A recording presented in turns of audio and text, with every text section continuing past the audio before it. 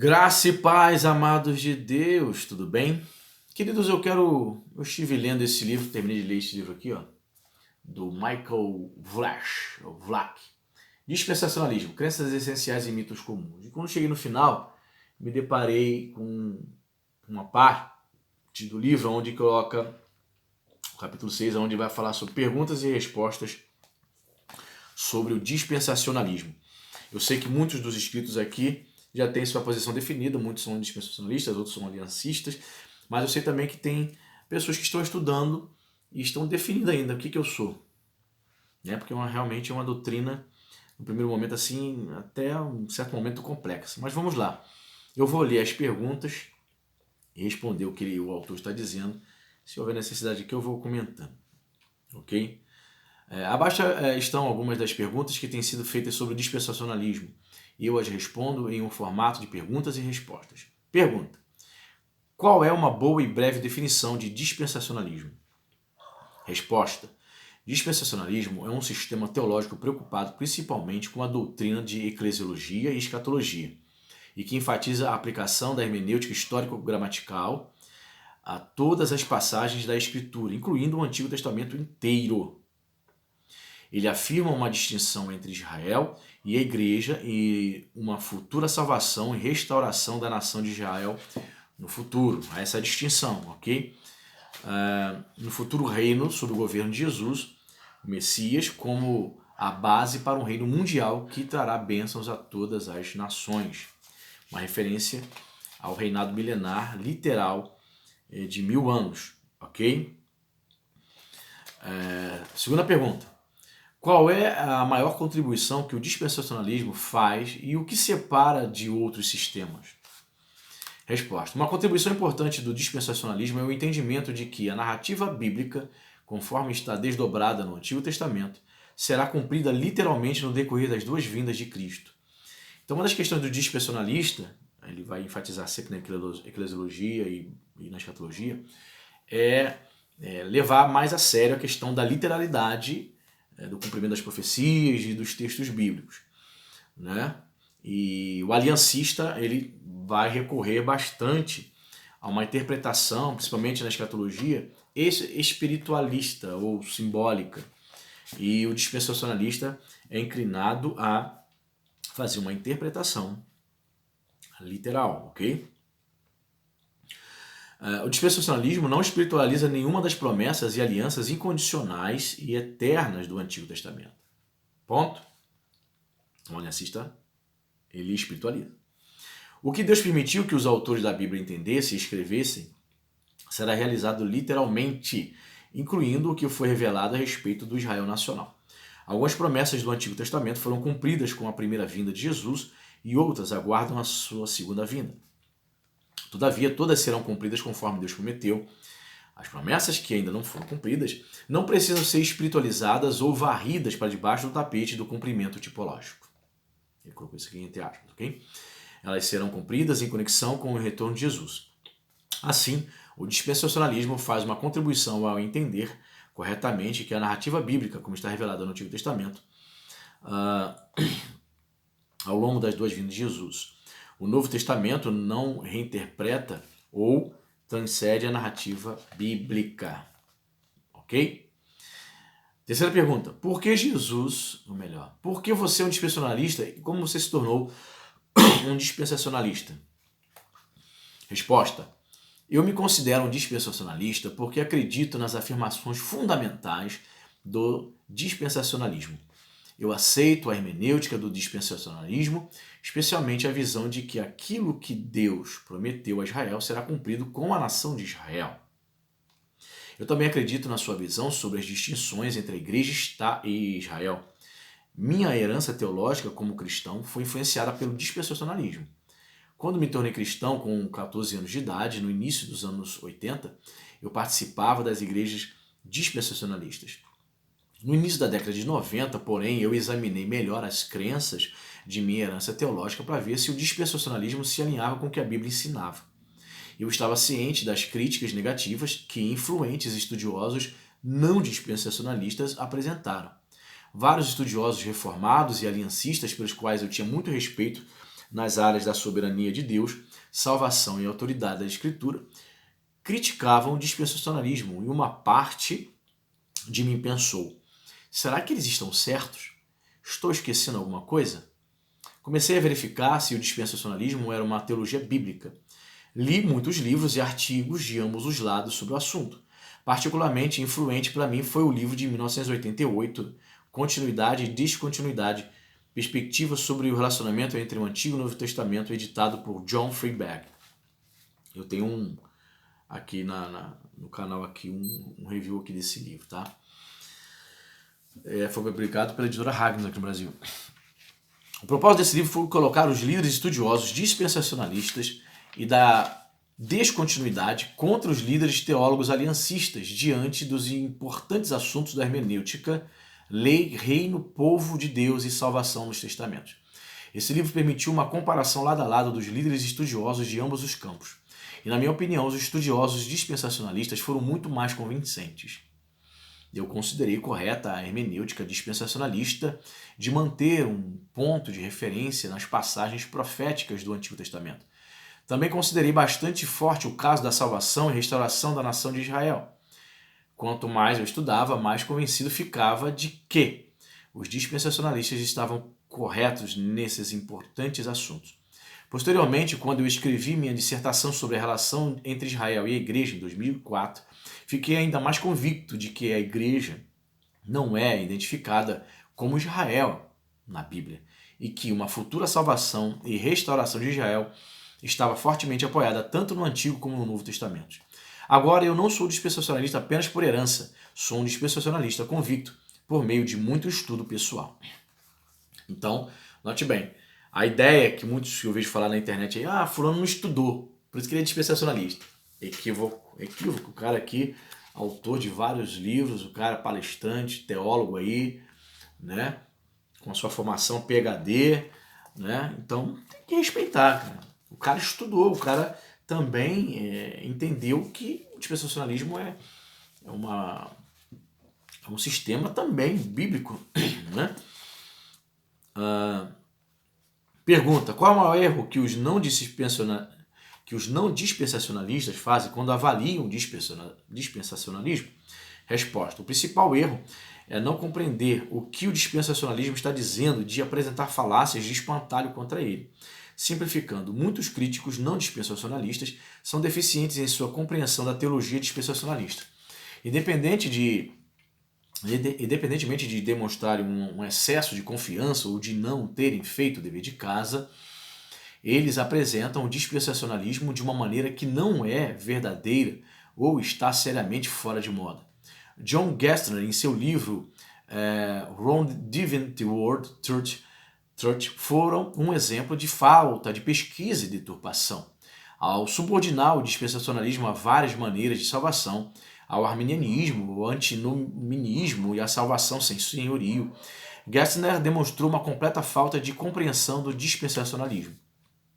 Um princípio reconhecido da academia é que o oponente deve ser representado com precisão, e esse claramente não foi o caso nesse livro.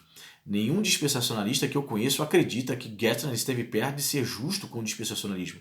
Hank Hanegraaff, com seu livro The Apocalypse Code, em 2007, foi outro exemplo de alguém fingindo entender o dispensacionalismo, mas ele também ficou muito aquém, fazendo afirmações bobas de que o dispensacionalismo atenta contra a singularidade da ressurreição e da divindade de Cristo.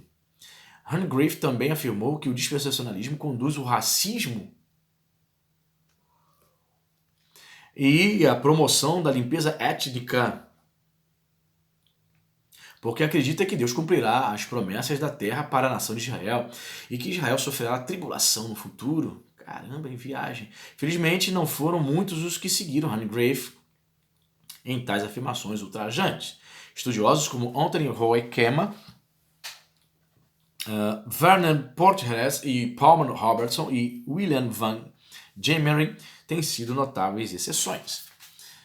Eles lidam com questões reais e fazem de maneira graciosa, sem falácias do espantalho e ataques pessoais. Quarta pergunta: algum outro erro comum? Resposta: sim. A maioria dos livros críticos ao dispensacionalismo enfatiza muitas vezes o dispensacionalismo do início do século XX e não lida adequadamente com os estudiosos dispensacionalistas mais recentes, atuais. Muitos dizem algo como: o dispensacionalismo é um sistema de teologia baseado na crença em 7 dispensações, conforme consta na Bíblia de Estudo de Scofield. Não é isso? Não é isso que eles falam? Em seguida, coloca uma série de documentações de estudiosos do início do século XX. Certa vez eu li um crítico do dispensacionalismo que, ao escrever na metade dos anos 90, recusou-se a levar em conta os escritos dos dispensacionalistas progressivos. Por quê? Ele dizia que não considerava que os dispensacionalistas progressivos eram realmente dispensacionalistas, mas ao agir assim, eliminou sua própria credibilidade. É claro que mencionar artigos estudiosos dispensacionalistas é uma atitude justa, mas também é útil envolver-se com estudiosos mais recentes.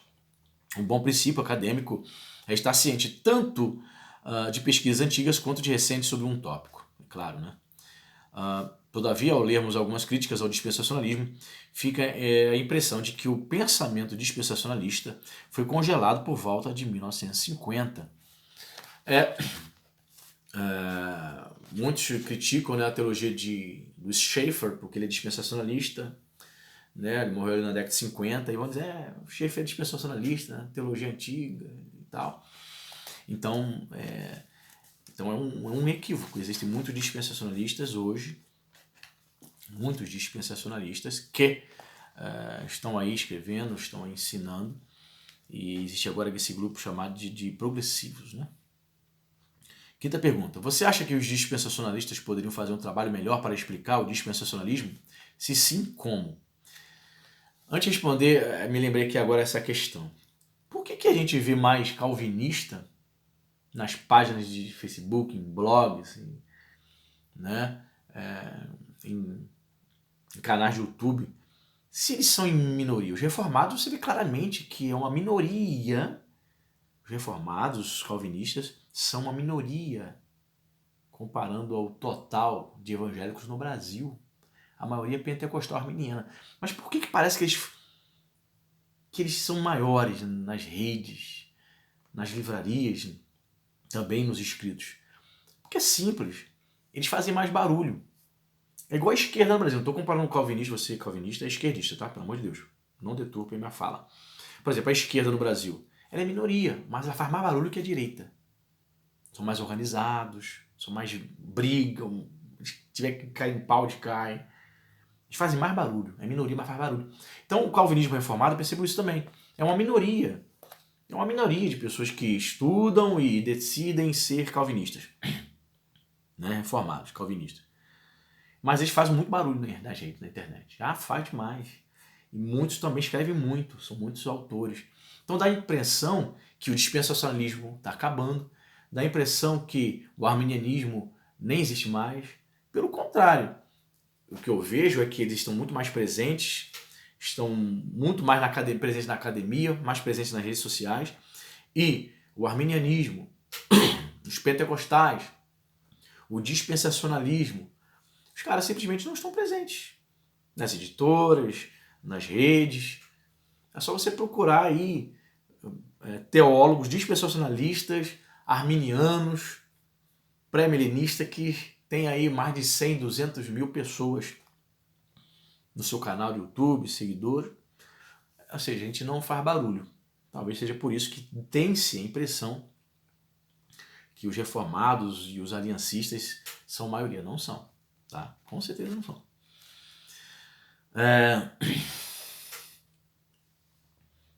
Tá, aí vamos voltar à pergunta aqui. Você acha que o dispensacionalismo poderia fazer um trabalho melhor para explicar o dispensacionalismo? Se sim, como? Resposta: sim, eu acho.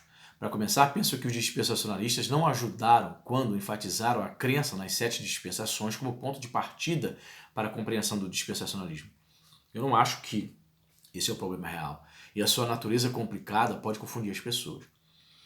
Creio que os pontos principais do dispensacionalismo, conforme constam anteriormente no capítulo 2, são mais adequados para um diálogo inicial. Em segundo lugar, os dispensacionalistas precisam ser mais ousados ao defender as crenças dispensacionalistas. Tá vendo? A distinção Israel-Igreja, o pré-milenismo e a doutrina da futura salvação e restauração de Israel são muito bem apoiadas na Escritura. naqueles assuntos que são o centro do dispensacionalismo, os dispensacionalistas têm muito o que se apoiar. Além disso, na minha opinião, o dispensacionalismo tem a narrativa mais acurada entre os mais variados sistemas evangélicos. Ele detalha os propósitos do reino de Deus para a sua glória de Gênesis 1 até Apocalipse 22. Isso deveria ser mais enfatizado. Assim, os dispensacionalistas deveriam focalizar tanto em explicar passagens particulares, quanto em explicar o quadro geral de Deus. Eu concordo com ele também. O que crê o dispensacionalista? É a crença né, que a Bíblia, Deus, está agindo em 7 dispensações. Não é só isso. É muito simplório isso, muito simplista. É como dizer, o que crê o arminianismo? O arminianismo crê no livre-arbítrio. É muito simplório definir o arminianismo como a crença no livre-arbítrio. Tá entendendo? Pergunta. Muitos gostam de apontar que o dispensacionalismo começou com John Nelson Darby por volta de 1830 e assim, o dispensacionalismo é uma teologia nova. Como você responde à acusação de que o dispensacionalismo deveria ser rejeitado por ser uma teologia nova?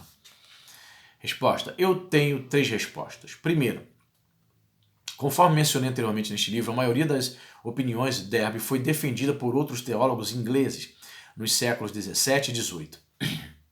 Assim, Darby não é tão original como muitos afirmam. Segunda, é verdade que o dispensacionalismo como um sistema de teologia teve início no século XIX. Todavia, também é verdade que vários elementos chaves da crença dispensacionalista foram observados pela igreja primitiva. Havia um forte consenso, na época patrística, no ano 100 a 451 d.C., de que a chegada de Elias e do anticristo precederiam a segunda vinda de Jesus. Em associação a esses eventos, haveria uma conversão em massa do povo judeu, de acordo com o que os profetas do Antigo Testamento, como Zacarias, predisseram.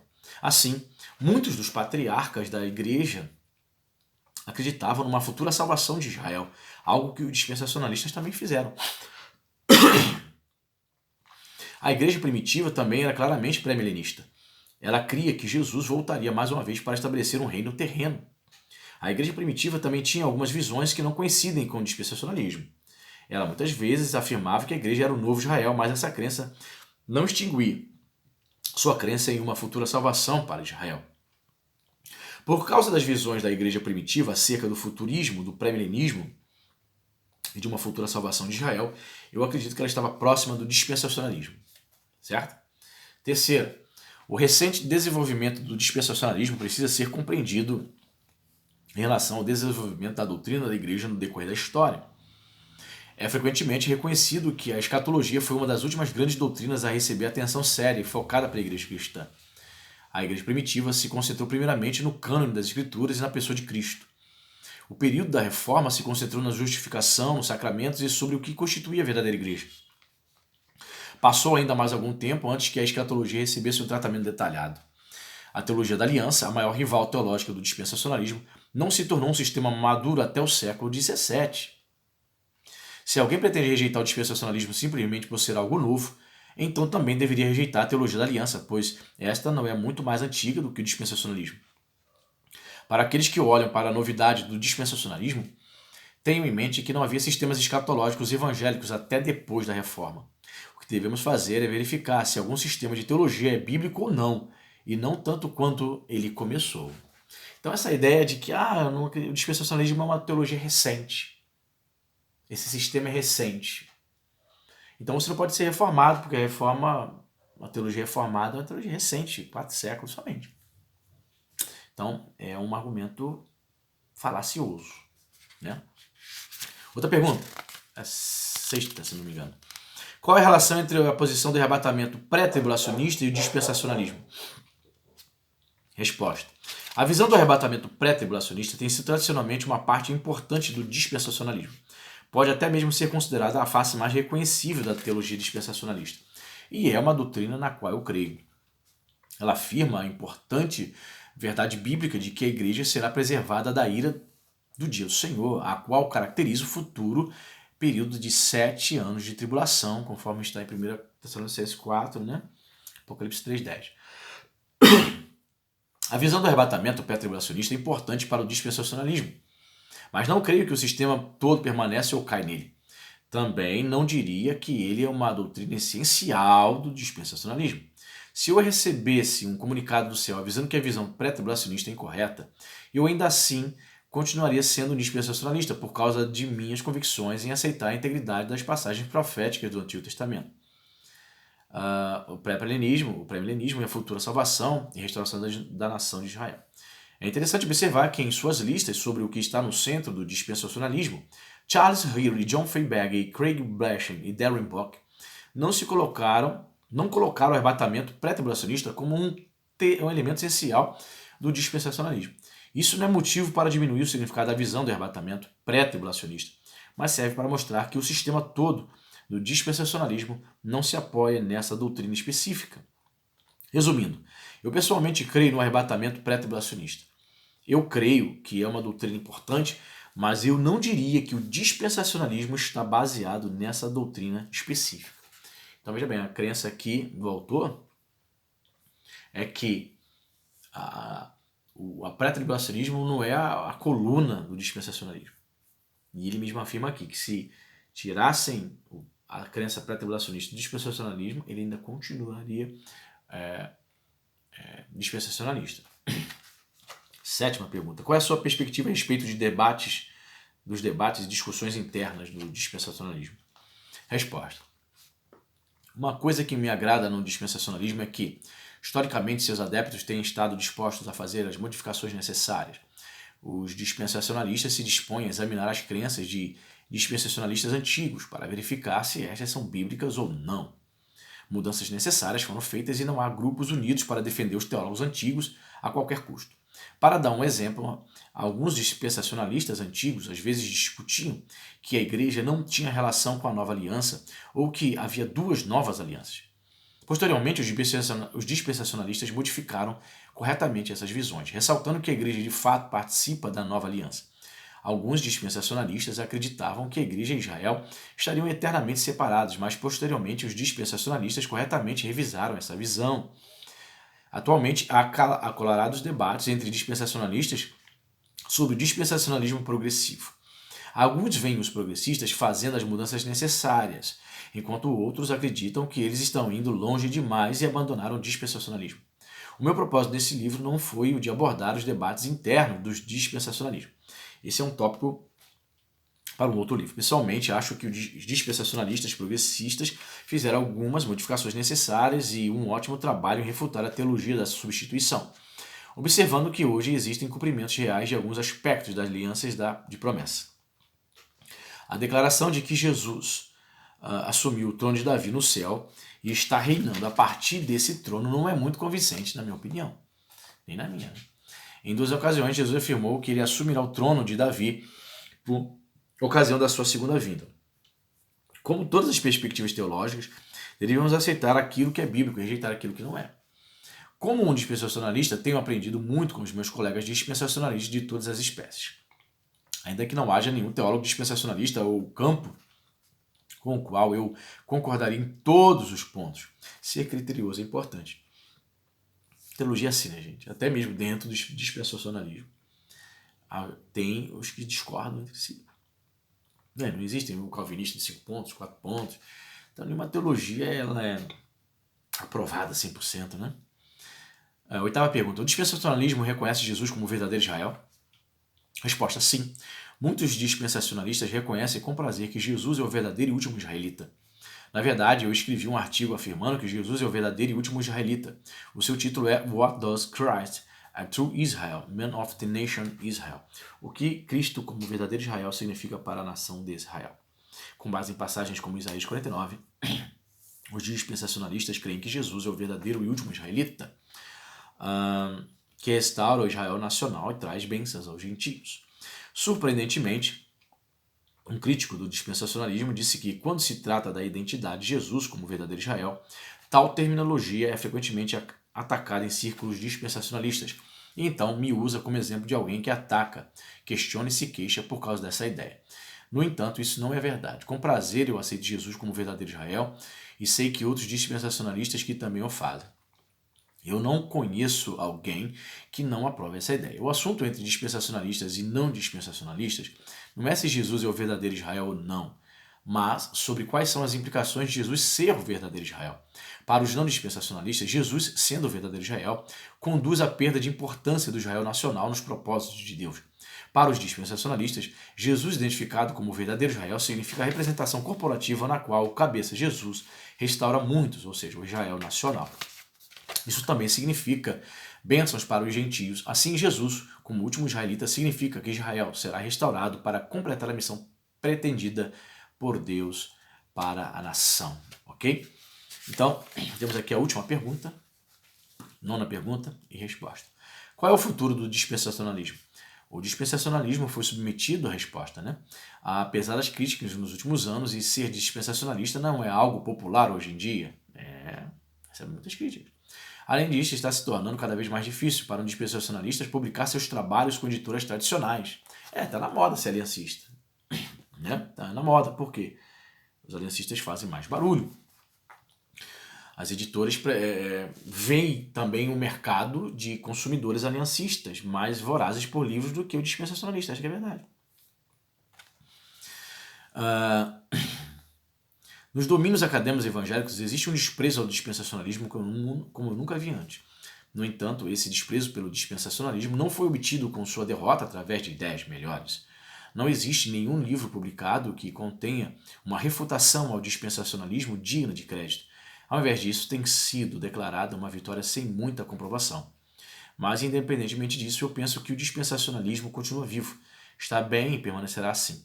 É interessante ler livros de declarações de pessoas falando sobre o rompimento, ou dissolução, ou morte do dispensacionalismo.